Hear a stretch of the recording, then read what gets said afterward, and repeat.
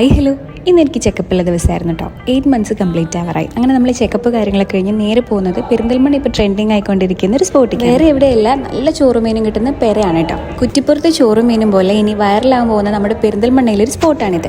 പിന്നെ തോരൻ വന്നു, ഓലൻ വന്നു, കാളം വന്നു, അവിയൽ വന്നു, എരിശ്ശേരി വന്നു, ചോറ് വന്നു, സാമ്പാറും വന്നു.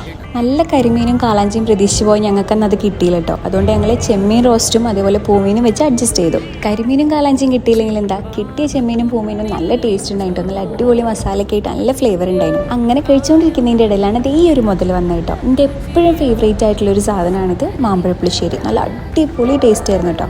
എത്രയൊക്കെ ഇനി ബിരിയാണി മന്തിയും കഴിച്ചാലും ഇടയ്ക്ക് ഇതുപോലൊരു സദ്യ, കുറേ കൂട്ടാനായിട്ടൊരു സദ്യ വെച്ചിട്ടുണ്ടെങ്കിൽ അത് അടിപൊളിയാണ് കേട്ടോ. ഞങ്ങളവിടെ എത്തുമ്പോൾ വലിയ തിരക്കൊന്നും ഉണ്ടായിരുന്നില്ല, കാരണം 12 മണി ആവുന്നുണ്ടായിരുന്നുള്ളൂ. അപ്പോൾ എന്താണെങ്കിലും പോകാത്തവരൊക്കെ ഒന്ന് പോയി ട്രൈ ചെയ്ത് നോക്കിയൊക്കെ. അടിപൊളി സ്പോട്ടാണ് നമ്മുടെ പെരിന്തൽമണ്ണയിൽ ട്രെൻഡിങ് ആകാൻ പോകുന്നത്.